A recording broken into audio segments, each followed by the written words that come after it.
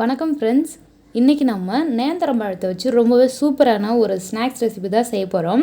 இது வந்து பார்த்திங்கன்னா கேரளா பக்கம்லாம் ரொம்பவே ஃபேமஸான ரெசிபி பழம்பொரி.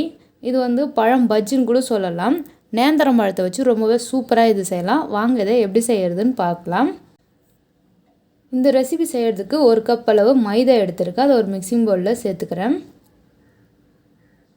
இதோட 2 டேபிள் ஸ்பூன் சர்க்கரை, கொஞ்சமாக இதோட பேக்கிங் சோடா சேர்த்துக்கலாம். கூடவே கொஞ்சம் உப்பு சேர்த்துக்குங்க டேஸ்ட்டுக்கு ஏற்ற மாதிரி. இது கூடவே கலருக்காக மஞ்சள் பொடி சேர்த்துக்கலாம், மஞ்சள் தூள் சேர்த்துக்கலாம். அப்படி இல்லைன்னா நீங்கள் எல்லோ ஃபுட் கலர் இருந்தால் கூட நீங்கள் சேர்த்துக்கலாம்.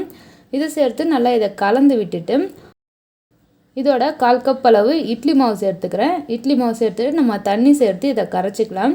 நம்ம பஜ்ஜிக்கெலாம் எப்படி மாவு கரைக்குமோ அது மாதிரி கரைச்சிக்கலாம்.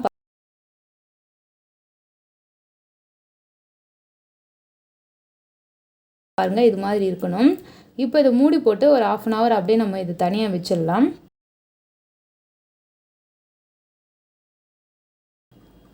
இப்போ நான் 2 நேந்திரம் பழம் எடுத்துருக்கேன் இந்த பழம்பொரி செய்கிறதுக்கு. உங்கள்கிட்ட எவ்வளோ இருக்கோ நீங்கள் அந்த அளவுக்கு எடுத்துக்கங்க. உங்களுக்கு எந்த அளவுக்கு தேவையோ அந்த அளவுக்கு கூட நீங்கள் எடுத்துக்கலாம். இதை வந்து நம்ம கட் பண்ணிக்கலாம். ஷேப் வந்து உங்களுக்கு விருப்பப்படுற மாதிரி நீங்கள் செஞ்சுக்கலாம். ரவுண்டாக அப்படியே கட் பண்ணிக்கலாம். அப்படி இல்லைன்னா டைமண்ட் ஷேப்பில் கட் பண்ணலாம். நான் வந்து ஒரு பழத்தை 2ஆக கட் பண்ணி அதை வந்து 3ஆக கட் பண்ணிக்கிறேன். இந்த பழம் வந்து ரொம்ப மெல்லிசாக கட் பண்ணக்கூடாது, கொஞ்சம் திக்காக இருக்க மாதிரி கட் பண்ணிங்க.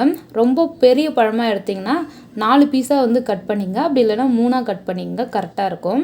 பாருங்கள், நான் 2 பழத்தையுமே கட் பண்ணிட்டேன். இந்த அளவுக்கு திக்னஸில் இது மாதிரி வந்து கட் பண்ணிக்கணும். இப்போ இது சூப்பராக ரெடி ஆகிடுச்சு. நம்ம கரைச்சி வச்ச மாவு இங்கே இருக்குது. இதை இப்போ ஒரு வாட்டி நல்லா கலந்து விட்டுட்டு அதுக்கப்புறமா நம்ம ஒரு பழமாக நம்ம இதை உள்ளே டிப் பண்ணிவிட்டு நம்ம எண்ணெயில் போட்டு பொரித்து எடுத்துக்கலாம்.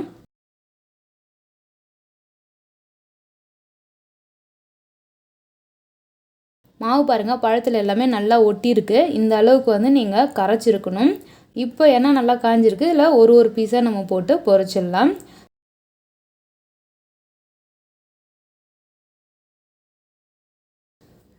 எண்ணெயில் போட்டு இது 2 சைடும் நல்லா வேகிற மாதிரி திருப்பி விட்டு நல்லா வேக வச்சு எடுத்திங்கன்னா ரொம்பவே சூப்பரான ஒரு ஈவினிங் ஸ்நாக்ஸ் ரெடி ஆகிடும். கண்டிப்பாக நீங்கள் இதை உங்கள் வீட்டில் ட்ரை பண்ணி பாருங்கள். ட்ரை பண்ணிவிட்டு எப்படி இருந்துன்னு உங்கள் ஃபீட்பேக் எனக்கு கீழே கமெண்ட் பண்ணுங்கள். இந்த வீடியோ உங்களுக்கு பிடிச்சிருந்துன்னா லைக் பண்ணுங்கள், ஷேர் பண்ணுங்கள். இது வரைக்கும் நம்ம சேனலை சப்ஸ்கிரைப் பண்ணுங்கள், சப்ஸ்கிரைப் பண்ணிக்கோங்க. தேங்க்யூ ஃபார் வாட்சிங்.